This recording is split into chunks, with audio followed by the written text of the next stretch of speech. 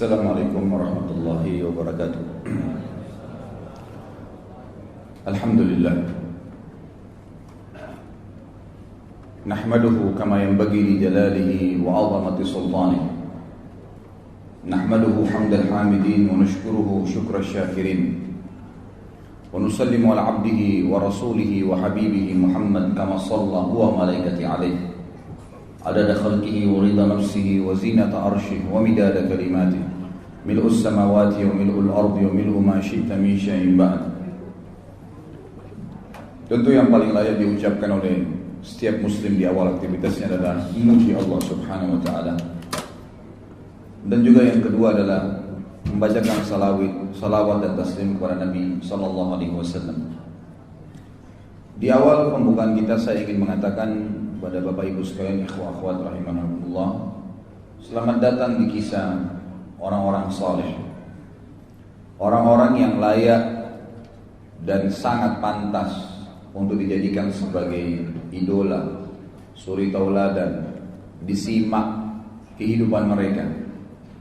Orang-orang yang telah mencatat buku-buku sejarah dunia, bukan cuma sejarah umat Islam, sejarah dunia, dengan tinta-tinta emas dari perilaku-perilaku mereka dalam kehidupan. Sosok-sosok yang tadinya di padang pasir tidak bisa membaca, bahkan banyak di antara mereka yang tidak bisa menulis, tapi dengan wahyu dari langit mereka menjadi manusia-manusia memimpin dunia. Mereka manusia-manusia yang disegani oleh musuh-musuh. Mereka yang selalu dirindukan oleh orang-orang yang beriman. Serial tentang sahabat yang mulia ini, saya berdoa secara khusus kepada Allah SWT akan diberkahi dan dimudahkan. Sebagaimana Allah telah mudahkan kita pada bulan yang lalu membahas tentang menggapai derajat Siddiq bersama Abu Bakar radhiyallahu anhu, kita pada pagi ini akan membahas menjadi Faruq bersama Umar bin Khattab radhiyallahu anhu. Saudaraku, Faruq diambil dari kalimat faraqa yufariqu, atau lebih tepatnya sebenarnya juga diambil dari farraqa yufarriqu, yang artinya membedakan, memisahkan, memilah dengan jeli dan tepat. Itu artinya. Kalau dikatakan Faruq, itu ismul fa'il namanya, dinisbatkan kepada pelaku. Jadi kalau tadi artinya membedakan, memilah, memilih ya, antara kebenaran dan kebatilan dengan tepat dan jeli. Kalau dikatakan Faruq berarti orang yang melakukan itu. Umar radhiyallahu anhu mendapatkan julukan Faruq dari Nabi kita Muhammad SAW, langsung dari Nabi. Itu semua karena prinsip dasarnya Umar radhiyallahu anhu. Beliau begitu mengenal Islam, sebagaimana yang kita dengar bagaimana kisah masuk Islamnya, bagaimana kelebihan-kelebihannya, perilaku-perilakunya, bagaimana sosok Umar di zaman jahiliyah yang ganas, yang luar biasa bencinya dengan Islam, yang secara khusus meluangkan waktunya untuk menyiksa kaum muslimin. Umar bin Khattab radhiyallahu anhu pada saat di Mekah sebelum masuk Islam, bukan hanya menyiksa budak dia datang kepada teman-temannya seperti Abu Jahal, Abu Sufyan, Umayyah bin Khalaf, didatangi oleh dia dan dia bantu menyiksa budak-budak temannya sampai sore hari, dari pagi dipukulin, digebukin, macam-macam. Dan Umar bin Khattab pada saat tiba malam, dia meninggalkan orang-orang Islam sambil berkata apa? Kalau bukan karena malam, saya tidak berhenti menyiksamu. Bencinya luar biasa dengan agama Allah Subhanahu wa taala. Ganas luar biasa terhadap orang-orang Islam. Keras, kasar. Tapi dengan adanya hidayah dari Allah Subhanahu wa taala mengubah figur Umar bin Khattab radhiyallahu anhu yang tadinya sibuk dengan khamr. Beliau sendiri menyebutkan tentang kisahnya, beliau mengatakan, saya pecinta khamr di masa jahiliyah. Tidak ada hari kecuali mendekuk khamr. Akhirnya membenci khamr dan terus berdoa kepada Allah agar khamr diharamkan, dan ayat pengharaman khamr turun karena permintaannya beliau radhiyallahu anhu. Berubah total dari sesuatu yang buruk menjadi yang baik, dari bodoh menjadi pintar, dari orang yang tidak punya adab, tidak punya tata krama menjadi orang yang sangat mulia akhlaknya. Islam mengubah semua itu. Dan Umar bin Khattab adalah orang yang punya prinsip. Pada saat dia tahu Islam ini benar, maka betul-betul dia membedakan dan memilah antara Islam dengan kekufuran. Hijrah 100%. Dia membedakan antara kebenaran dengan kebatilan, dan ini akan menjadi inti bahasan kita nantinya. Bagaimana kita bisa menjadi Faruq bersama Umar radhiyallahu anhu, agar bukan mustahil kita bersama dengan beliau di surga nanti. Saya jelaskan pada saat membahas Abu Bakar di awal-awal bahasan kita di seri pertama, dan ini adalah seri kedua dari serial sahabat kita. Bagaimana seseorang di antara kita mengambil hikmah yang sangat besar dari ternukilnya kepada kita kisah-kisah para sahabat, terutama 10 sahabat yang jamin masuk surga yang akan kita bahas di 10 pertemuan pertama kita nantinya, dengan izin Allah tentunya. Maka kita lihat kisah-kisah mereka dinukil kepada kita, ikhwan dan akhwat sekalian, bukan hanya sebuah dongeng, seremoni, meramaikan tulisan para ulama, bukan. Agar setiap orang beriman di antara kita mengambil pelajaran dari kisah mereka. Bukan mustahil kita bisa menjadi orang yang siddiq bersama Abu Bakar, bukan mustahil kita menjadi orang yang Faruq bersama Umar, dan akan bulan depan kita akan bahas membeli surga dengan harta bersama Utsman bin Affan radhiyallahu anhu majma'in. Setelahnya kita akan bahas Ali menjadi prajurit yang dicintai oleh Allah dan Rasulnya bersama Ali bin Abi Thalib radhiyallahu anhu majma'in. Kisah-kisah mereka ternukil kepada kita, terukir dengan sangat lengkap, terinci apa perilaku-perilaku mereka selama mereka hidup, agar kita mengambil pelajaran, dan bukan mustahil kita bersama mereka di surga. Bukankah ada 70.000 dari umat Muhammad SAW yang masuk surga tanpa hisab? Bukankah ada hadis lain yang mengatakan, dan Nabi SAW meminta lagi kepada Allah dimudahkan, maka Allah memudahkan di setiap satu orang dari 70.000 itu membawa 70.000 yang lainnya. Semoga Allah SWT menjadikan kita termasuk di antaranya, masuk surga tanpa hisab bersama dengan orang-orang yang sudah dimuliakan oleh Allah SWT dari kalangan sahabat Nabi ridwanullahi alaihi. Umar bin Khattab ini punya banyak sekali fadilah, tetapi yang dititik beratkan adalah bagaimana Umar bin Khattab ini bisa ditakuti, disegani oleh musuh-musuh Allah, sampai pada tingkat syaitan pun takut dengan Umar. Padahal Umar gak melihat syaitan itu. Kira-kira apa kata kuncinya? Di pembukaan ini saya akan sebutkan, dan penulis buku menyebutkan tentang masalah itu. Beliau mengatakan, ini adalah Al-Faruq. Menyebut namanya menghiasi majlis pertemuan setiap orang yang beriman.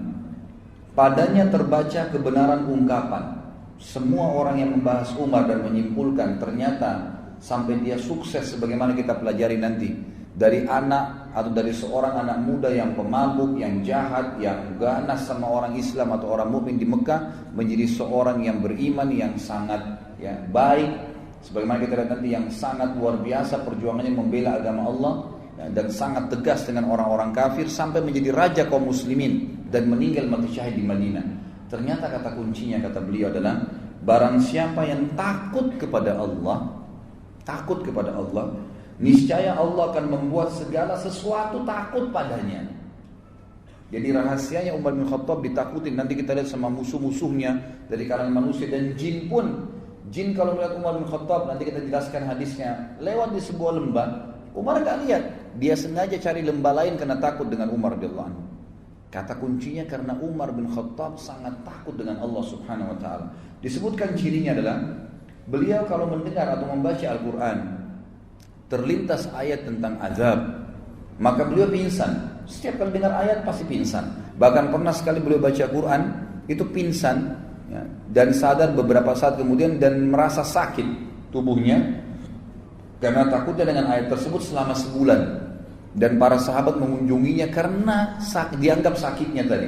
Tidak pernah kena apa-apa, nggak ada penyakit khusus, tapi karena takut pada saat membaca tentang ayat azabnya Allah Subhanahu Wa Taala. Di kedua bawah matanya, kelopak matanya ada garis berwarna hitam. Dan ini tidak mudah kulit seseorang itu bisa bergaris warna hitam dan seperti ada lubang mengalirnya tempat air. Ini karena banyaknya Umar bin Khattab menangis kepada Allah Subhanahu Wa Taala setelah masuk Islam. Sebagaimana juga mudah-mudahan nanti akan ada beberapa kisahnya. Dialah laki-laki yang terang-terangan tentang Islamnya pada saat orang menyembunyikan Islam itu sendiri. Dia yang sengaja mengorbit Islamnya. Nanti juga akan kita lihat kisahnya. Dia laki-laki, ikhwan dan akhwat sekalian, yang menambal bajunya pada saat menjadi khalifah dan memakai baju biasa dan tidak punya pengawal.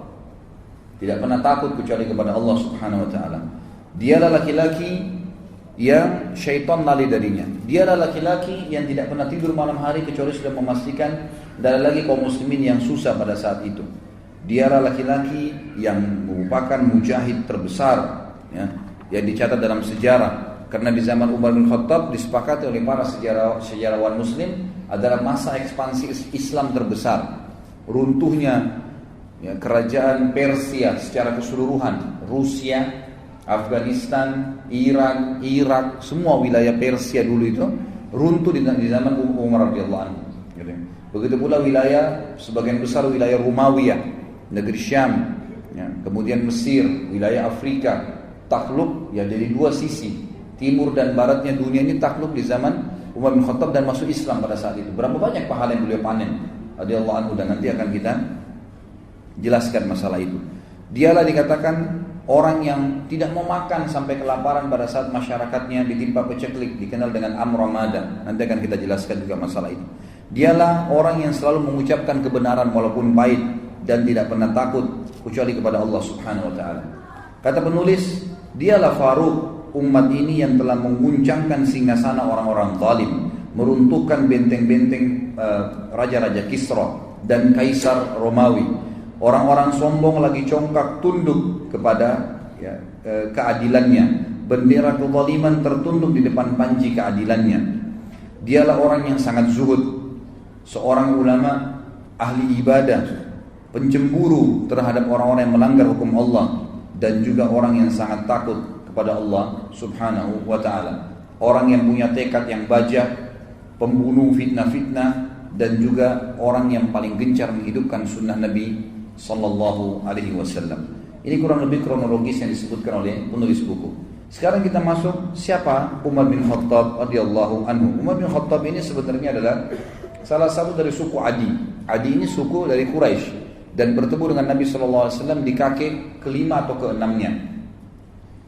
Di zaman jahiliyah, Umar ini sangat dekat dengan Umar yang lain. Ada dua orang Umar dulu di zaman jahiliyah yang terkenal sekali, pemimpin Mekah. Itu adalah Umar bin Khattab dan Umar bin Amr bin Hisham, atau dikenal dengan Abu Jahal. Dua orang ini terkenal dengan Umarain, ya, di Mekah. Dua Umar yang terkenal sekali. Dua-duanya punya prinsip hidup, dua-duanya orangnya kekar, tubuhnya tinggi besar, kepala suku, ya, yang memimpin pada saat itu. Karena di Mekah tidak ada raja, satu raja yang memimpin, tapi semua kepala suku. Mereka bersatu di Darun Nadwa, kemudian mereka, ya, sama-sama mengambil keputusan untuk Mekah. Dan Umar sama Umar bin Amr atau Abu Jahal dengan Umar bin Khattab ini dua-duanya adalah orang yang sangat berpengaruh. Makanya kita akan jelaskan nanti, Umar bin Khattab ini punya kisah masuk Islam itu karena doa Nabi SAW. Nanti akan saya jelaskan sebentar. Umar bin Khattab ini tugasnya di masa jahiliyah dulu adalah sebagai duta. Dan duta ini adalah sosok orang yang menggambarkan atau menyimbolkan sebuah negara sebagaimana kita tahu. Dan duta ini sama dengan presiden. Dia nggak boleh diganggu dan dia harus punya kelebihan, keterampilan, baik itu dalam membela dirinya ataupun mempertahankan prinsip-prinsip dasar negaranya. Dan Umar bin Khattab adalah duta, gitu kan, bagi orang-orang Quraisy kemanapun dia yang diutus untuk pergi. Dan kalau menghadapi orang-orang yang susah, keras kepala, berat untuk ditangani, maka Umar bin Khattab lah yang diminta oleh orang-orang Quraisy untuk menghadapinya. Di masa jahiliyah dia sangat buruk kehidupannya, karena Umar bin Khattab maksudnya buruk dalam pandangan Islam tanda kutip ya. Beliau selalu mabuk, beliau selalu menyembah berhala. Agak berbeda sedikit dengan Abu Bakar. Abu Bakar memang orang yang dari zaman jahiliyah nggak pernah buat masalah. Ya, masa jahiliyah itu subhanallah Abu Bakar hidupnya mulus-mulus saja, tidak pernah sembah berhala, orang yang suka bersedekah, memang sudah bersahabat dengan Nabi SAW karena dia tinggal satu camp dengan Khadijah, ya, pemukiman pedagang-pedagang di Mekah, sebagaimana sudah kita jelaskan pada pertemuan yang lalu. Tapi Abu Bakar itu hidup Abu Bakar. Mungkin tidak semua orang bisa seperti Abu Bakar. Tapi Umar Allah jadikan radhiyallahu anhu ajma'in adalah simbol ya rahmatnya Allah Subhanahu wa taala. Ternyata Umar bin Khattab ini kehidupannya luar biasa gitu. Di masa jahiliyah, mabuk tiap hari nyiksa umat Islam, tiap hari nyembah berhala, beragam macam kesalahan dikerjakan oleh Umar bin Khattab radhiyallahu anhu, gitu kan? Maka dengan datangnya Islam, Allah SWT menunjukkan rahmatnya. Asal orang mau taubat, orang mau berubah, orang mau mengikuti kebenaran, Allah tidak akan lihat masa lalunya. Allah tidak akan lihat masa lalunya. Umar bin Khattab ini berselisih para ulama tentang bagaimana kisah masuk Islamnya. Paling tidak ada 3 riwayat yang dinukil oleh penulis buku. Namun yang paling ditarjih, dikuatkan oleh beliau adalah riwayat tentang ya, atau riwayat Imam Tirmidzi dalam kitab Al-Manaqib tentang Manaqibul Umar bin Khattab yang disahihkan oleh Syekh Albani dalam masalah ini.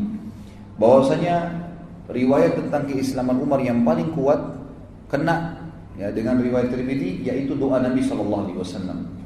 Waktu umat Islam terdesak, kewalahan di Mekah menghadapi musuh-musuh mereka, tiap hari disiksa, tiap hari dipukulin, ada yang dibunuh, nggak bisa melawan. Sampai waktu Nabi SAW melewati Yasir dan istrinya Sumayyah radhiyallahu anhuma, budak daripada Abu Jahal, dan memiliki anak bernama Ammar yang dikenal dengan Ammar bin Yasir, semuanya sahabat yang mulia.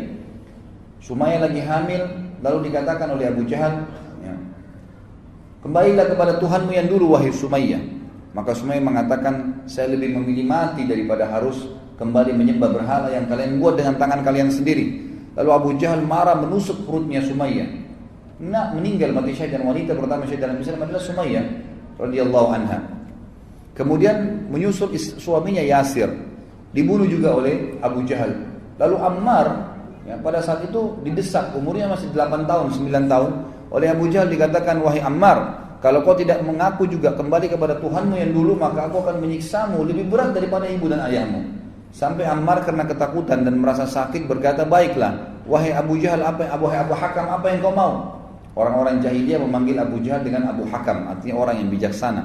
Tapi kita dalam Islam diberitakan kalau Nabi SAW mengatakan memanggil dia Abu Jahal.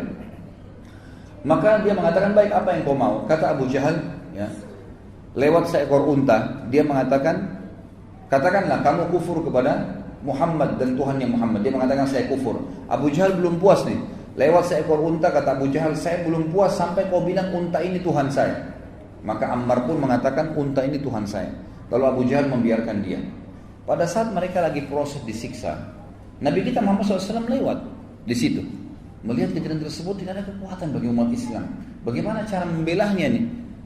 Maka Nabi SAW cuma mengucapkan kalimat, sabran ala Yasir fa inna mau'idakumul jannah. Sabarlah wahai keluarganya Yasir, pasti kalian dengan mati ini masuk surga. Lalu Nabi SAW lewat menuju ke rumah beliau.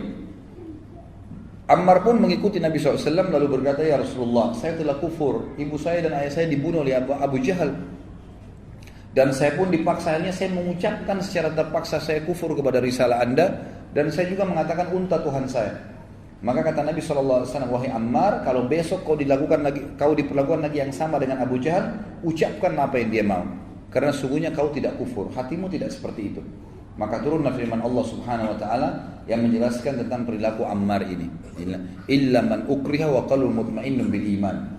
Tidak masuk kekufuran kalau orang itu sebenarnya mengucapkan kalimat kufur karena terpaksa sementara hatinya penuh dengan keimanan. Turun kepada Ammar radhiyallahu anhum ajma'in.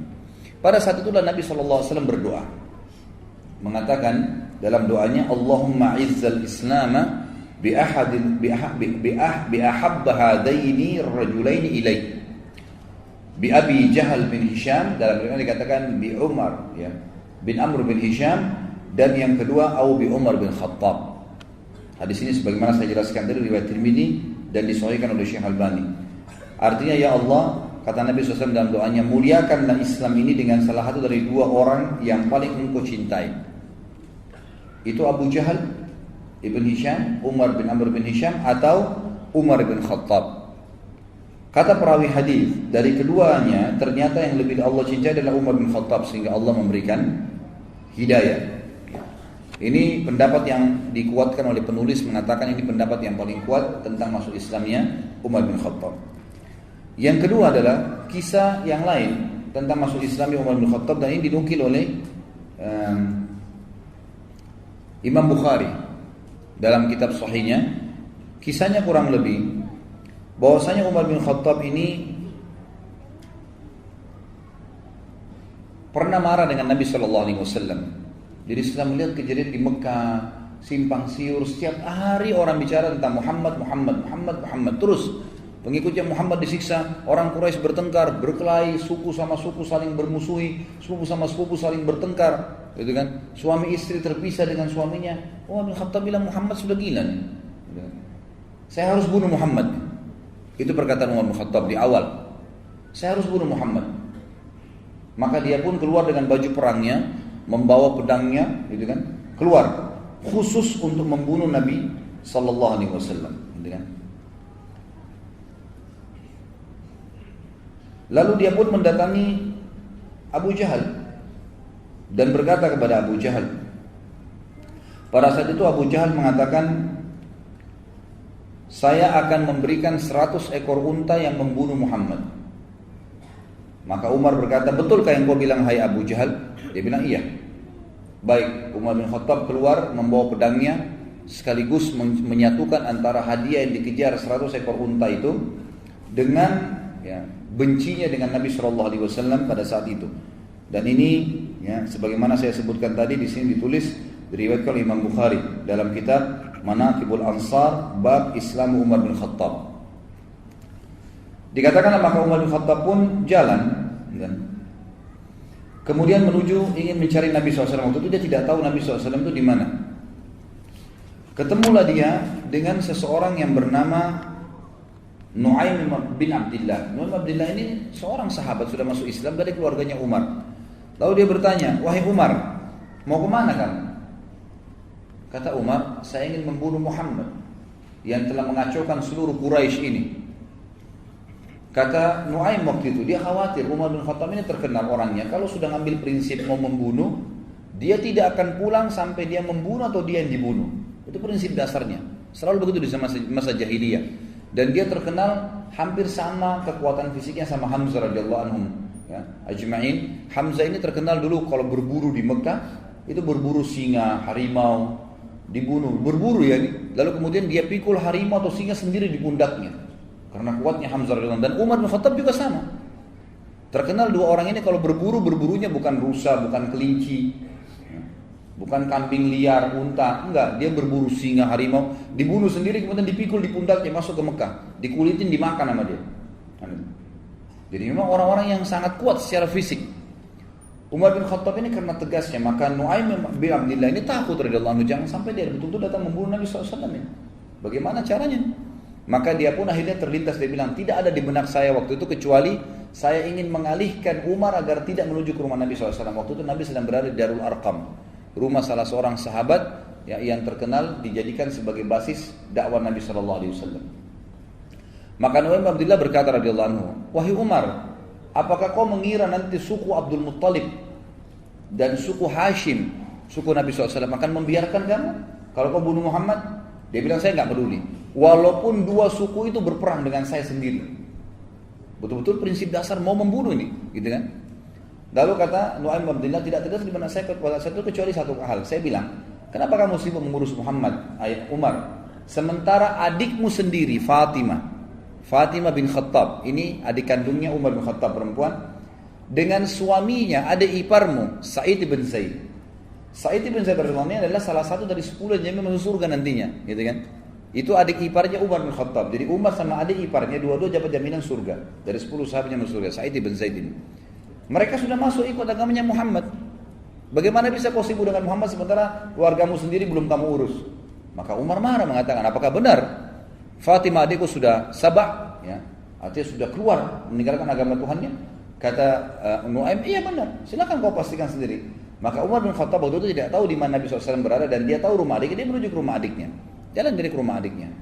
Tiba di rumah adiknya, ternyata adiknya Fatimah binti Khattab dan suaminya Sa'id bin Zaid sedang belajar Al-Quran dari seorang sahabat tadinya bekas budak yang dibebaskan oleh Abu Bakar, namanya Khabbab bin Arad. Khabbab bin Arad adalah guru Al-Quran, dia ajar mengaji lagi dengan ayat. Begitu mereka dengar suara langkah Umar bin Khattab, dalam beberapa athar dikatakan Umar ini saking badannya besar, kalau dia melangkah suara kakinya terdengar, gitu kan? Maka didengar oleh Fatimah dan mereka tahu itu adalah langkah Umar, dengan suaranya juga dikenal dari Umar. Maka mereka pun menyembunyikan Khabbab bin Arad di kamar, kemudian menyembunyikan beberapa lembaran Al-Quran yang waktu itu masih tertulis di kulit-kulit unta. Lalu Umar mengetuk pintu, tidak dibukakan, lalu dia mendobrak pintu dan rubuh pintu itu. Kemudian dia berkata kepada Fatimah dan Sa'id, adiknya dan adik iparnya, apa tadi yang saya dengar itu? Apakah itu yang Muhammad ajarkan? Kata Fatimah, tidak ada sesuatu yang kau dengar. Apa yang kau dengar tadi? Lalu dia mengatakan, tadi saya dengar. Tidak usah kalian rahasiakan. Perlihatkan kepada saya itu. Waktu itu kebetulan lembaran Al-Quran dipegang oleh Fatimah. Lihat, disembunyi di belakang badannya tapi kelihatan. Umar mengatakan, pasti itu yang kamu pegang, berikan kepada saya. Fatimah nggak mau. Maka Umar menampar adiknya. Waktu ditampar keluar darah, jatuh. Suaminya Sa'id bin Zaid berusaha mendekat, gitu kan? Waktu mendekat dipukul juga sama Umar. Jatuh dua-duanya. Waktu jatuh Umar sudah tinggal mengambil kertas saja, tapi Allah kulit itu saja. Tapi Allah SWT memudahkan waktu itu hatinya Umar terbuka. Dia lihat adiknya jatuh berdarah, belum pernah dia mukul adik kandungnya sendiri.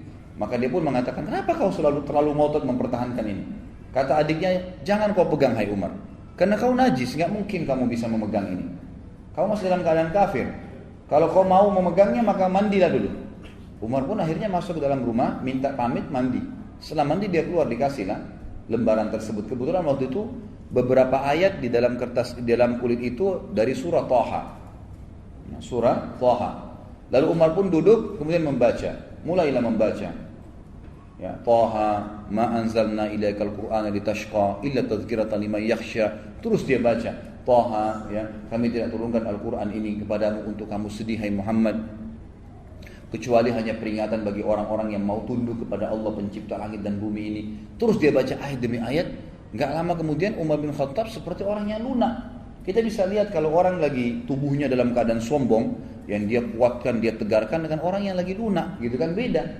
Maka melihat waktu itu Sa'id bin Zaid melihat Umar bin Khattab agak melunak. Lalu dia waktu itu juga waktu Umar membaca, rupanya suaranya agak keras dan ini dalam bahasa Arab, dia ngerti.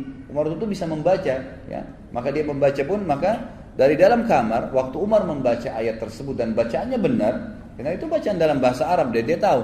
Maka Khabbab bin Arad, guru mengaji tadi dari sahabat Nabi yang bekas budak yang dibebaskan oleh Abu Bakar radhiyallahu anhu ini, keluar. Lalu melihat keadaan tersebut, Umar bin Khattab berkata, "Di mana Muhammad?" Khabbab bin Arad radhiyallahu anhu tahu bahwasanya Umar ini sudah lunak nih. Dia mengatakan, "Wahai Umar, kalau kau mau saya yang tunjukkan." Maka Khabbab bin Arad pun memegang tangan Umar lalu sama-sama menuju ke Darul Arqam. Tiba di Darul Arqam, ikhwan dan akhwat sekalian, dari kejauhan, bukan Darul Arqam ini 2 lantai. Lantai kedua, ada seorang sahabat yang memang ditugaskan oleh Nabi SAW untuk memantau. Kalau ada orang-orang Quraisy yang datang atau mengetahui kegiatan mereka, maka mereka bubar gitu. Begitu dia lihat dari jauh, ternyata ada Khabbab bin Arad datang, lagi berada di sebelahnya Umar bin Khattab. Dan Khabbab bin Arad ini memegang tangan Umar, tapi dari kejauhan kesannya seperti Umar yang memegang dia, karena besarnya tangan Umar, gitu kan. Maka yang sahabat di lantai 2 rumah ini mengira Umar bin Khattab menawan Khabbab bin Arad, gitu kan, dan dia datang untuk membunuh Nabi SAW. Maka berteriak dari atas sahabat ini, Umar bin Khattab, si kafir datang, gitu kan. Maka semua orang heboh di rumah Darul Arqam. Umar bin Khattab yang datang. Lebih baik orang-orang Quraisy 10-20 orang daripada Umar yang datang, gitu kan. Bagi mereka luar biasa kalau Umar datang, ini berbahaya sekali, gitu kan. Nanti kita lihat setelah masuk Islam bagaimana dia lawan orang-orang Quraisy juga sendirian. Maka dia pun datang ke dekat pintu. Pada saat masuk dekat pintu, Maka semua sahabat waktu itu hirup-hirup dalam rumah. Hamzah radhiyallahu anhu waktu itu sudah masuk Islam sebelumnya dan duduk lalu berkata, biarkan dia masuk. Kalau dia niat buruk, saya akan menghadapinya. Maka Nabi SAW mengatakan, masukkan Hamzah ke dalam kamar. Hamzah disuruh sembunyikan. Ini bukan perkelahian. Nabi SAW sudah tahu. Dimasukkan ke dalam ruangan. Lalu kata Nabi SAW, bukakan buat dia. Begitu dia masuk, begitu dibukakan pintu, Umar bin Khattab lihat Nabi SAW, tundukkan pandangannya. Lalu Nabi SAW memegang pundaknya, bajunya dengan keras dan menyentaknya sambil mengatakan, wahai Ibnu Khattab, apakah kau menunggu azabnya Allah turun padamu baru kau beriman? Maka Umar diam. Nabi SAW sentak kedua kali, wahai Ibnu Khattab, apakah kau menunggu azabnya Allah turun kepadamu baru kau mau beriman? Sampai 3 kali lalu Umar bin Khattab jatuh berlutut di tanah lalu mengatakan, saya beriman kepadamu ya Rasulullah. Lalu dia syahadat. Pada saat dia syahadat, seluruh Darul Arqam bertakbir. Karena besarnya takbir kaum muslimin, bangga dengan Umar masuk Islam, terdengar sampai di dekat Ka'bah takbir mereka. Gitu kan? Jadi saking besarnya. Ini salah satu kisah yang berhubungan dengan masuk Islamnya Umar bin Khattab. Riwayat yang lain maksud saya. Riwayat yang ketiga adalah riwayat yang dinukil oleh Imam Ahmad, ya. Mohon maaf, bukan. Riwayat di sini dikatakan sebenarnya di sanadnya dhaif, ya. Sanadnya dhaif, tapi ini disebutkan oleh Imam Adz-Dzahabi dalam Al-Mizan. Ini dikarenakan karena riwayat ini terdapat Abdurrahman bin Harith, seorang rawi yang jujur sebetulnya, tapi dia memiliki kekeliruan dalam meriwayatkan hadis. Jadi sebenarnya dhaifnya lemah pun tidak terlalu lemah. Ya karena dia bukan pembohong, dia bukan ahli maksiat, cuman dia kadang-kadang keliru kalau menyampaikan hadis, lafadznya ada yang tertukar. Maka didhaifkan. Tapi ulama tentu nanti saya simpulkan akan menggabungkan 3 riwayat ini dan mengatakan tidak ada yang berbentrok satu sama yang lain. Intinya Umar bin Khattab sudah masuk Islam dan akhirnya menjadi seorang sahabat yang mulia. Ibnu Ishaq menukil dalam buku sirahnya tentang Ummu Abdillah binti Abi Hathma, ya, radhiyallahu anha. Pada saat dia cerita, Ummu Abdillah ini bercerita, demi Allah ketika kami sedang bersiap-siap berangkat ke negeri Habasyah, mau berangkat ke negeri Habasyah, maka suaminya Amir namanya sedang menunggu di sebuah lembah yang cukup jauh dari Mekah supaya tidak kelihatan, maka satu-satu keluar gitu. Ummu Abdillah ini kebetulan masih punya hubungan kerabat dengan Umar bin Khattab dan waktu itu terdengar di orang-orang Quraisy bahwa muslimin sudah mau hijrah, mau melarikan diri dari Mekah dan orang-orang Quraisy berjaga-jaga. Termasuk Umar bin Khattab yang berjaga-jaga, ya berusaha menahan umat Islam jangan sampai hijrah ke Habasyah. Ada yang hijrah dibunuh, gitu kan, berusaha dibunuh. Ummu Abdillah ini punya hubungan kerabat dengan Umar dan dia bersama dengan anaknya Abdullah ingin menyusul suaminya ke sebuah lembah yang sudah cukup jauh dari Mekah. Pada saat dia mikul-mikul barangnya, melewatin lembah demi lembah, tiba-tiba sebelum keluar dari pintu gerbang Mekah, ada Umar bin Khattab berdiri. Kagetlah Ummu Abdillah ini. Lalu Ummu Abdillah berkata, sungguh kami mendapatkan ujian berat melalui kalian. Maksudnya orang-orang musyrik Mekah, ya. Kami tidak pernah dibiarkan oleh kalian. Mau beriman pada Allah di Mekah diganggu, mau hijrah pun ditahan. Umar bin Khattab kaget waktu itu melihat Ummu Abdillah karena kerabatnya perempuan, ya. Kemudian malam-malam bawa barang, pikul-pikul, bawa anaknya masih kecil Abdullah yang waktu itu masih umur 2 atau 3 tahun, ya. Lalu Umar kesian mengatakan, wahai Ummu Abdillah, mau kemana kamu? Kata dia, saya mau ke Habasyah, mau hijrah. Karena kami nggak bisa ibadah menyembah Allah di sini. Kalian paksa kami untuk menjadi musyrik. Maka Ummu Abdillah kaget waktu itu berkata, ya, saya tiba-tiba melihat ada lunak dalam hati Umar dan tiba-tiba saja dia mengatakan, semoga keselamatan bersama Ummu Abdillah. Pergilah. Padahal Umar bin Khattab ini sudah niat keluar untuk membunuh siapapun orang Islam yang hijrah gitu. Pada saat bertemu Ummu Abdillah ini dengan suaminya di lembah yang sudah janjian di luar Mekah, tiba-tiba suaminya tanya, tadi Ummu Abdillah, ada enggak orang yang kau temuin dari Quraisy? Kata Ummu Abdillah, enggak ada, kecuali Umar, gitu kan. Kata suaminya, Umar bin Khattab itu musibah yang besar, gitu kan. Itu bahaya sekali kalau kau ketemu dengan dia. Lalu kata Ummu Abdillah, tapi dia sempat lunak. Dia bahkan mengatakan kepada saya, semoga engkau selamat wahai Ummu Abdillah. Mudah-mudahan menjadi penyebab masuk Islamnya, gitu kan. Lalu kata Amir ini suaminya Ummu Abdillah. Dia mengatakan, orang yang engkau lihat tadi itu, Umar bin Khattab maksudnya, tidak akan pernah masuk Islam sebelum keledainya Al-Khattab masuk Islam. Jadi mustahil masuk Islam orang itu, gitu kan. Ini kata sahabat ini. Karena luar biasa Umar benci dengan Islam pada saat itu. Gitu kan? Jadi kalau seandainya orang yang kau lihat itu mau masuk Islam, mesti keledainya Khattab, keluarga Khattab, maksudnya keluarganya Umar semua, itu syahadat baru dia bisa syahadat tuh orang. Gitu. Saking sulitnya gitu. Maka akhirnya di kisah ini disebutkan sampai di situ dan akhirnya Umar bin Khattab benar masuk Islam, kemungkinan bisa saja dari doanya Ummu Abdillah tadi yang disebutkan. Ya. Jadi itu diantara riwayat yang dinukil kepada kita. Pertama tentang doa Nabi Shallallahu Alaihi Wasallam dan ini yang paling kuat. Yang kedua tentang adiknya Fatimah dan Sa'id bin Zaid radhiyallahu anhum ajma'in yang sudah masuk Islam sebenarnya, lalu Umar membaca surah Thaha. Dan yang ketiga adalah tentang masalah kisah Ummu Abdillah. Ada riwayat yang lain juga dinukil oleh sebagian ya, ulama dan dinukil juga oleh beliau di sini adalah Umar bin Khattab pernah bercerita sendiri.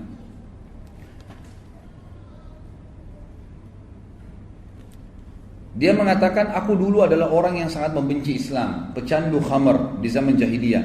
Aku sangat menyukai dan selalu meminumnya.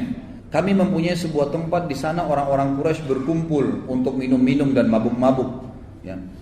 Dan pada saat itu satu malam aku keluar untuk berkumpul dengan teman-temanku untuk mabuk-mabuk. Lalu aku melihat, ya Rasul ini Umar cerita setelah dia masuk Islam ya. Lalu aku melihat Rasulullah SAW sedang di dekat Ka'bah dan sedang menyembah Allah. Maka aku pun berkata, cobalah aku mendengarkan apa yang disampaikan oleh Muhammad. Ini riwayat lain ya. Lalu kemudian aku pun menyelipkan diri di antara kiswanya Ka'bah. Sampai mendekat tidak ada yang memisahkan antara aku dengan Muhammad kecuali kiswah Ka'bah. Lalu aku dengarkan apa yang dibaca oleh Muhammad sehingga menyentuh hatiku. Lalu aku pun akhirnya mendengarkan suara dari Nabi SAW setelah hatiku tersentuh. Apa yang membuatmu datang ke sini wahai Ibnu Khattab? Maka aku menjawab, aku datang untuk beriman kepada Allah dan Rasulnya serta kepada apa yang dibawa oleh Rasulnya. Maka Rasulullah SAW pun memuji Allah sambil berkata, Allah telah memberimu petunjuk wahai Umar. Kemudian Nabi SAW mengusap dadaku kata Umar dan mendoakanku agar aku bisa teguh. Kemudian aku meninggalkan beliau dan beliau masuk ke dalam rumahnya. Ini dinukil oleh beliau di footnote nomor 15 dikatakan diriwayatkan oleh Atha dan Mujahid tentang Islamnya Umar. Ibnu Ishaq juga menyebutkan di dalam buku sirahnya bahwasanya Abdullah bin Abi Najih al-Makki menyampaikan kepadaku dari Ishaq. Dan sanadnya ini mursal tapi memiliki penguat-penguat dari riwayat-riwayat yang lain. Ringkas cerita adalah Umar bin Khattab dari 4 riwayat, jadi bukan 3 tadi, 4 riwayat ini ya semua dinukil bahwasanya bagaimana beliau masuk Islam. Terlepas daripada itu kata ahli sejarah dan penulis buku secara khusus mengatakan ini ya kalau kita mau gabungkan semua riwayat, tetap riwayat yang paling kuat tadi adalah riwayat yang menceritakan dari doa Nabi SAW. Memang kalau doa Nabi maka semua jadi penyebab beliau akhirnya masuk Islam, dan kasuistik tadi yang lainnya semua karena penyebab beliau masuk Islam saja. Lalu kita masuk setelah masuk Islam. Pada saat Umar bin Khattab mengucapkan syahadat, maka yang paling pertama dia lakukan 2 hal. Ya. Begitu dia syahadat depan Nabi SAW dia melakukan 2 hal. Yang pertama adalah dia langsung bertanya, kata Ibnu Umar radhiyallahu anhu dalam riwayat yang sahih, riwayat Imam Bukhari, disebutkan bahwasanya pada saat Umar bin Khattab masuk Islam syahadat, dia menanyakan kepada para sahabat, siapakah di antara orang-orang Quraisy yang paling tidak bisa pegang amanah? Lisannya langsung suka gosipin orang. Kata beberapa sahabat di sebelah Umar, Jamil bin Muammir. Ada seseorang yang bernama Jamil bin Muammir. Coba temuin orang ini mengatakan itu namanya Jamil bin Muammir. Lalu Umar bin Khattab mengatakan di mana dia? Kata sebagian orang di dekat Ka'bah. Ibnu Umar yang menukil riwayat ini mengatakan saya lalu mengikuti ayah saya. Pada saat menemui ya Jamil bin Muammir ini lagi duduk depan Ka'bah, ayahku pun mendekati sambil berkata, wahai Jamil, apakah kau belum tahu apa yang terjadi dengan saya? Kata Jamil, tidak. Ada apa wahai Ibnu Khattab? Lalu kata Umar, saya sudah menjadi pengikut Muhammad, gitu kan? Lalu kata Abdullah bin Umar, belum sempat. Umar bin Khattab, ayah saya masih mau ceritain nih bagaimana masuk Islamnya. Jamil bin Muammir ini memang tukang gosip yang super, gitu kan? Sampai dia bilang belum dengar ceritanya apa, berdiri langsung menuju ke dekat Ka'bah, ya tanpa melihat wajah ayah saya sedikit pun, lalu berkata dekat Ka'bah, Umar bin Khattab telah murtad, telah sabak itu menyembah selain Allah, selain Tuhan-Tuhan mereka. Maka orang-orang Quraisy pun datang dan akhirnya mengeroyoki Umar. ya, mengeroyok Umar. Waktu Umar ditanya oleh orang Quraisy sebelum dikeroyokin, wahai Umar, apa kau sudah sabah? Sabah itu berarti sudah murtad dari agama kita, menyembah selain berhala-berhala yang kami sembah. Kata Umar, tidak, saya enggak sabah, saya enggak murtad, tapi saya sudah asyhadu an la ilaha illallah wa anna muhammadar rasulullah. Malah dia syahadat depan mereka, gitu kan. Maka dalam riwayatnya dikatakan Umar bin Khattab pun dikeroyokin oleh orang-orang Quraisy. Riwayat yang ini riwayat menjelaskan, maka Umar pun dikeroyokin oleh orang Quraisy, lalu dia berkelahi sama mereka dari pagi itu sampai sore. Sendirian dia lawan, gitu kan. Pada saat Umar bin Khattab capek, letih, ada dua riwayat di sini. Riwayat yang pertama menjelaskan, khusus masalah riwayat yang pertama ya. Nah, nanti riwayat yang kedua tentang bagaimana setelah dia masuk Islam, apa perilakunya. Ini masih riwayat yang pertama, tapi khusus masalah pada saat dia dikeroyokin ada dua riwayat lagi. Di sini menjelaskan. Riwayat yang pertama adalah Umar bin Khattab berkelahi sampai dia lelah. Begitu dia lelah, Umar bin Khattab duduk di tanah sambil berkata, lakukan apa yang kalian mau lakukan. Silakan pukulin saya, terserah. Demi Allah, kalau kami ada jumlahnya 300 orang saja yang sudah beriman sama Allah, maka kami memiliki Mekah atau kalian jadi pemilik Mekah.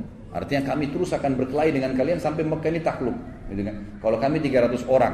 Riwayat yang lain mengatakan, waktu Umar bin Khattab letih, Umar bin Khattab balik melihat siapa di antara yang sedang keroyokin dia yang berkelahi ini, pemimpinnya Quraisy. Ada ditemukan ada satu pimpinan Quraisy, waktu itu tidak disebutkan namanya, dipegang ya badannya sama Umar, ditidurkan di tanah, lalu sama Umar ditusuk matanya. Umar bilang, kalau kau tidak suruh, jadi Umar lagi digebukin nih, tapi orang itu di bawahnya Umar tusuk matanya. Umar bilang, kalau kau tidak berhentikan mereka, matamu akan saya butakan. Maka dia pun teriak, lepaskan Umar sudah gila mau butain mata saya gitu. Akhirnya orang-orang pada tinggalin Umar waktu itu. Itu riwayat yang berhubungan dengan masalah waktu dikeroyokin. Riwayat yang lain menjelaskan, tapi ini riwayat sebenarnya yang pertama lebih kuat, ya, karena diriwayatkan oleh Imam Bukhari. Kalau ini riwayat lebih hasan, yang diriwayatkan hasan ada sebagian mendhaifkannya. Tapi yang jelas riwayatnya juga dipegangi oleh sebagian ahli sejarah karena penguat dia. Waktu Umar bin Khattab masuk Islam, dia berkata kepada Nabi SAW, ya Rasulullah, bukankah kita dalam keadaan benar? Ini baru syahadat nih, belum belajar banyak hukum, gitu kan? Bukankah kita dalam keadaan benar? Kata Nabi SAW, benar. Bukankah orang Quraisy dalam keadaan salah, batil, menyembah berhala, salah? Karena tadi sebelumnya dia sudah menyembah berhala, gitu kan? Kata Nabi SAW, benar. Kata Nabi SAW, kata Umar, kalau begitu kenapa kita tinggal ya Rasulullah? Ayo kita perangin aja, gitu kan? Padahal ini masih baru berapa belas orang, gitu kan? Maka Nabi SAW waktu itu mengatakan, sabarlah wahai Ibnu Khattab, sesungguhnya Allah belum perintahkan itu padaku. Jadi ini riwayat yang lain tentang perilaku Umar bin Khattab pada saat dia masuk Islam.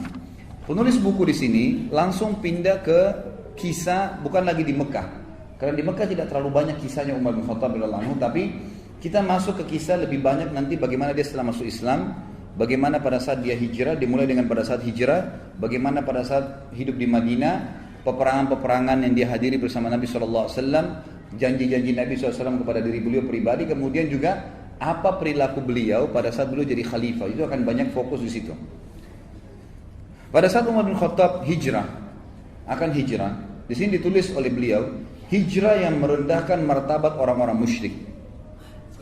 Dinukil dalam sebuah riwayat, ya, riwayat disebutkan oleh Imam Tirmidzi, ini disebutkan oleh Ibnu Athir dalam Usudul Ghaba, dan ini dengan sanad yang sahih, ya. Dan khabar ini juga dikatakan disebutkan dalam buku Ar-Riyadun Nadhirin atau Ar-Riyadun Nadhirah, ya. Ini disebutkan juga dengan riwayat-riwayat yang sahih bahwasanya Umar bin Khattab pada saat akan hijrah ke Madinah, maka Ibnu Abbas meriwayatkan, Ibnu Abbas berkata, aku telah mendengarkan Ali bin Abi Thalib menceritakan, kata Ali, aku tidak mengetahui seorang laki-laki dari kaum muhajirin yang berhijrah melainkan dia melakukan dengan sembunyi-sembunyi kecuali Umar bin Khattab. Dan subhanallah, nanti kita lihat banyak sekali kelebihan Umar bin Khattab. Itu yang sebutin adalah Ali bin Abi Thalib. Yang justru riwayat-riwayat ini anehnya kenapa tersembunyi dari teman-teman orang-orang kita Syiah ini, yang semoga Allah berikan hidayah, gitu kan? Kenapa mereka tidak merenungi masalah ini gitu? Malah terbalik, mereka menganggap kayak membenci, ya, atau ahli sunnah ini membenci Ali.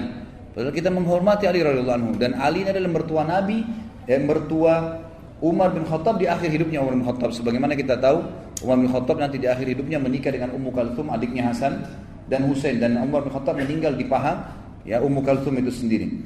Ali di sini menukil, mengatakan, memuji Umar bin Khattab, berkata, saya, ya, Atau aku tidak mengetahui seorang laki-laki dari muhajirin yang berhijrah ke Madinah, melainkan dia melakukan dengan sembunyi-sembunyi kecuali Umar bin Khattab.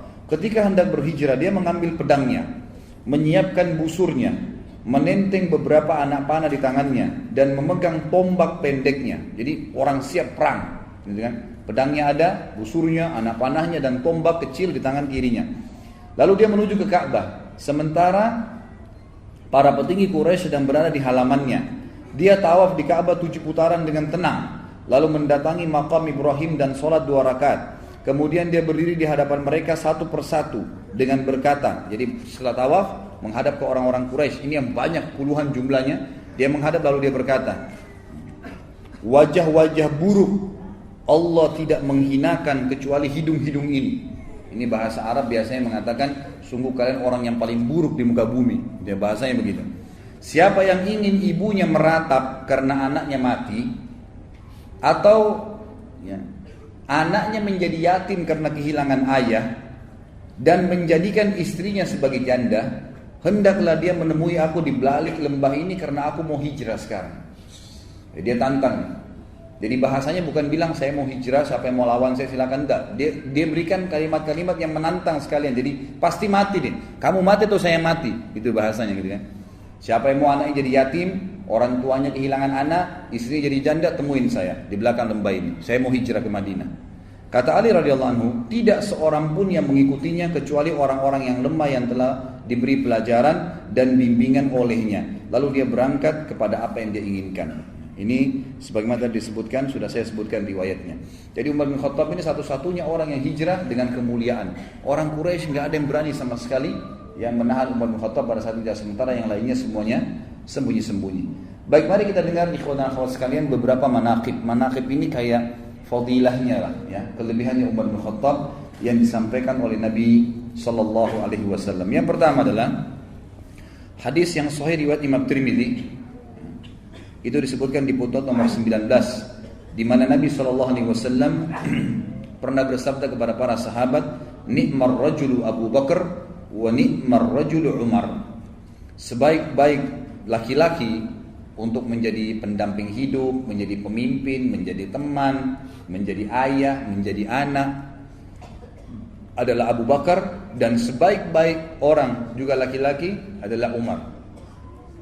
Hadis ini ulama menyebutkan bahwasanya ini fadilah buat Abu Bakar dan Umar. Jadi karena di sini Nabi SAW memilih. Kalau dalam bahasa Arab dia katakan ni'mar rajul, artinya dia sebaik-baik laki-laki tadi semua posisi. Sebagai anak kah, sebagai ayah kah, sebagai suami kah, sebagai saudara kah, sebagai guru kah, sebagai murid kah. Pokoknya sebagai laki-laki dalam apapun profesinya, ini adalah orang yang terbaik dua orang, Abu Bakar dan Umar. Yang kedua adalah hadis yang diriwayatkan oleh Abu Dawud dan Tirmidzi dan disahihkan oleh Syekh Albani, di mana Nabi kita Muhammad SAW bersabda, inna ahlal darajatil ula la yarahum man tahtahum kama tarawna an-najma at-tali'a fi ufuqis sama' wa inna Abu Bakrin wa Umar minhum wa an'ama. Sesungguhnya penghuni derajat-derajat yang tinggi terlihat nanti di surga, mereka bisa melihat orang-orang yang berada di bawah mereka seperti kalian melihat bintang-bintang di ufuk. Artinya mereka bisa melihat, kelihatan istana orang-orang yang di bawah mereka. Dan sesungguhnya Abu Bakar dan Umar termasuk mereka berdua yang telah mendapatkan kenikmatan itu. Artinya akan mendenuni derajat yang tinggi di surga. Hadis yang ketiga adalah hadis riwayat Bukhari dan Imam Muslim. Dua-duanya meriwayatkan Nabi SAW bersabda, laqad kana fi man qablakum minal umami nasun muhaddathun min ghairi an yakunu anbiya fa in yakum fi ummati ahadun fa innahu Umar. Di antara umat-umat sebelum kalian dulu ada orang-orang yang diberikan ilham oleh Allah berbicara kemudian menjadi hukum. Allah tentukan menjadi hukum dari lisan mereka, sementara mereka bukan nabi-nabi. Dan kalau itu ada di umatku maka dia adalah Umar. Maka dia adalah Umar. Nanti akan kita lihat beberapa ayat-ayat Al-Quran turun justru dengan perkataan dari Umar bin Khattab radhiyallahu anhu. Ini fadilah yang ketiga. Fadilah yang keempat, mohon maaf, masih fadilah yang ketiga, tapi riwayat yang lain. Dikatakan oleh Nabi SAW, laqad kana fi man kana qablakum min bani Israil rijalun yukallimuna min ghairi an yakunu anbiya fa iyyakum fi ummati minhum ahadun fa Umar. Di kalangan orang-orang sebelum kalian dari Bani Israel terdapat orang-orang yang diberikan ilham dan mereka bukan para nabi berbicara tapi jadi hukum. Akhirnya Allah SWT tentukan menjadi hukum sementara nabi-nabi mereka masih hidup ya. Wahyu lagi turun sehingga perkataan mereka dinukil oleh Allah di dalam kitab-kitab nabi mereka gitu kan, karena sesuai dengan apa yang Allah inginkan. Jika pada umatku terdapat seseorang demikian, dia adalah Umar. Fadilah yang selanjutnya, ini fadilah yang keempat, hadis yang diriwayatkan oleh Imam Tirmidzi, juga disahihkan oleh Syekh Albani. Anas bin Malik dan Ali bin Abi Thalib radhiyallahu anhuma, keduanya berkata bahwa Rasulullah SAW pernah bersabda kepada Ali bin Abi Thalib tentang Abu Bakar dan Umar. Nabi berkata kepada Ali bin Abi Thalib, "Hadani sayyida kuhuli ahlil jannah minal awwalina wal akhirin illa an-nabiyyina wal mursalin la tukhbirhuma ya Ali." Dua orang ini wahai Ali, tuannya seluruh orang-orang dewasa penghuni surga dari kalangan orang-orang dulu, semuanya orang-orang dulu. Sahabat-sahabatnya Nabi Nuh, sahabat-sahabatnya Nabi Saleh, Nabi Syuaib, teman-temannya semua, ya, orang-orang terdahulu. Ini Abu Bakar dan Umar adalah tuannya mereka nanti di surga, kecuali para nabi-nabi dan rasul. Dan jangan kau katakan ini kepada keduanya wahai Ali. Artinya jangan sampaikan kepada mereka karena jangan sampai mereka malah jadi salah faham. Ini termasuk fadilah Abu Bakar dan Umar yang disatukan dalam hadis ini oleh Nabi SAW bahwasanya mereka pemimpin penghuni surga. Hadis yang agung yang lain adalah riwayat Imam Ahmad, riwayat Imam Tirmidzi dan disahihkan juga oleh Syekh Albani. Hadis yang luar biasa, fadilah Umar. Kata Nabi SAW, "Lau kana min ba'di nabiyyun lakana Umar bin Khattab." Kalau ada nabi setelahku, maka pasti itu adalah Umar bin Khattab. Jadi ini berarti jelas Umar bin Khattab, kalau ada nabi setelah Nabi SAW, dialah nabi. Artinya kita jadi ikutin gitu kan. Saking luar biasa kedudukannya di mata Allah SWT dan Rasulnya Muhammad SAW. Fadilah yang selanjutnya, yang keenam adalah disebutkan, diriwayatkan oleh Imam Ahmad dan Tirmidzi dan disahihkan juga oleh Syekh Albani. Kata Nabi SAW, "Inna Allah Ta'ala ja'ala al-haqqa ala lisani Umar wa qalbi." Sesungguhnya Allah telah menjadikan kebenaran pada lisan dan hati Umar. Jadi sampai pada tingkat apapun yang dia ucapkan, apa yang dia niatkan dalam hatinya, semuanya itu kebenaran, dibantu oleh Allah Subhanahu wa ta'ala. Ibnu Umar berkata, tidak ada sesuatu perkara yang menimpa manusia di zaman Nabi SAW, lalu mereka berpendapat tentang perkara tersebut, dan Umar pun berpendapat tentang perkara tersebut, kecuali Al-Quran turun sejalan dengan pendapat Umar. Ya, ini dinukil dalam riwayat Imam Ahmad. Kemudian juga Tariq ibn Shihab, ini salah satu ulama tabi'in yang masyhur ya, belajar dari para sahabat, berkata, kami berbicara di antara semua tabi'in, waktu itu Umar masih hidup, bahwasanya ada malaikat yang berbicara melalui lisan Umar bin Khattab. Jadi seperti apa yang diucapkan itu semua sesuai dengan syariat, nggak ada yang keluar dari situ. Ini sahih riwayat Imam Ahmad. Kemudian disebutkan juga dalam fadilah yang ketujuh, ya. Fadilah yang masyhur dalam hadis ya. Kalau tadi Abdullah bin Umar itu dan Tariq bin Shihab itu pujian mereka. Tapi sini hadisnya adalah fadilah yang ketujuh. Nabi SAW pernah melihat Umar bin Khattab dalam hadis riwayat Ahmad dan Abdul Razzaq dan dihasankan oleh Syekh Albani. Nabi SAW pernah melihat Umar bin Khattab memakai baju putih. Lalu Nabi SAW menanyakan, barukah Umar atau baju bekas? Pernah dicuci? Kata Umar, baju bekas ya Rasulullah. Lalu Nabi SAW mengucapkan doa, dan doa ini akhirnya menjadi doa yang dianjurkan untuk setiap muslim mengucapkan kepada muslim yang lain kalau pakai baju baru. Ilbis jadidan wa ish hamidan wa mut syahida. Semoga kau selalu pakai baju baru, hai Umar. Semoga hidupmu selalu terpuji, dan juga semoga pada saat kau mati, kamu mati syahid. Sebagian ulama mengatakan mati syahidnya Umar ini karena doa Nabi SAW untuknya dalam pakai baju tadi. Fadilah yang selanjutnya yang ke-8 adalah pernah Nabi SAW, hadis ini riwayat Bukhari dan juga Abu Daud dan Tirmidzi. Waktu di perang Uhud, pasukan muslimin terdesak dan Nabi SAW mengajak sahabat untuk naik di atas gunung Uhud. Waktu itu Nabi SAW didampingi oleh Abu Bakar, Umar dan Uthman radhiyallahu anhum ajma'in. Maka tiba-tiba goncanglah Uhud. Maka Nabi SAW bersabda, "Uthbut Uhud, fa inna alaika fama alaika illa nabiyyun wa siddiqun wa syahidan." Tenanglah wahai Uhud, karena di atasmu ada seorang nabi seorang Siddiq Abu Bakar dan 2 orang yang akan mati syahid. Maksudnya Umar dan Uthman. Dan memang Umar nanti akan kita lihat di akhir pembahasan kita bagaimana beliau mati syahid dibunuh oleh Abu Lu'lu' al-Majusi, salah satu orang yang kafir pada saat itu. Kemudian fadilah yang selanjutnya, saya tidak usah sebutkan nomornya, mungkin 9, yang ke-10 dan seterusnya, adalah pernah Nabi SAW menjelaskan di dalam hadis riwayat Imam Ahmad dan Imam Muslim juga Nasai dengan sanad yang sahih. Nabi SAW pernah bercerita tentang umat-umat sebelum kita gitu. Kata Nabi SAW, ketika seorang pengembala bersama domba-dombanya, datanglah seekor serigala mau mengambil domba, lalu berhasil ditangkap sama dia. Berhasil serigala itu mengambil dombanya lalu pergi. Lalu si pengembala mengejarnya.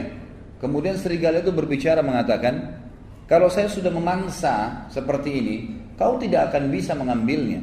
Kata si serigala dalam bahasa si pengembala. Sampai pengembalanya berhenti, gak jadi ngejar. Gitu kan. Kok bisa serigala ngomong? Lalu kata Nabi SAW, dan juga dari sisi lain ada seseorang yang sedang membajak, yang sedang menggunakan sapinya, gitu kan? Tapi tidak digunakan untuk membajak sawah, digunakan untuk memikul barang-barang yang berat di punggungnya. Lalu sapi itu berbicara mengatakan, ya, saya tidak diciptakan untuk ini, kepada ya pemilik sapinya. Lalu sahabat semua mengatakan subhanallah, maksudnya antara yakin dengan tidak gitu. Apa kata Nabi SAW? Sungguh aku, Abu Bakar dan Umar percaya tentang itu. Jadi artinya kalau sudah penyampaian dari saya, nggak ada keraguan. Masalah serigala bisa bicarakah, sapi bisa bicarakah, intinya dari Allah pasti kami percaya. Saya, aku, Abu Bakar dan Umar percaya tentang masalah itu. Dan ini sebuah fadilah. Artinya semua orang ragu tapi beliau ya dengan Abu Bakar dan Umar yakin dengan masalah itu. Kemudian Nabi SAW juga bersabda dalam fadilah yang selanjutnya, ini diriwayatkan oleh Imam Ahmad dan Tirmidzi dan Ibnu Majah dan juga disahihkan oleh Syekh Albani. Bunyinya, ar'afu ummati bi ummati Abu Bakar wa ashadduhum fi dinillahi Umar. Wa fi riwayah arhamu ummati bi ummati Abu Bakar wa ashadduhum fi amrillahi Umar. Umatku yang paling mengasihi umatku yang lain, umatku dari umatku yang paling mengasihi umatku secara global adalah Abu Bakar.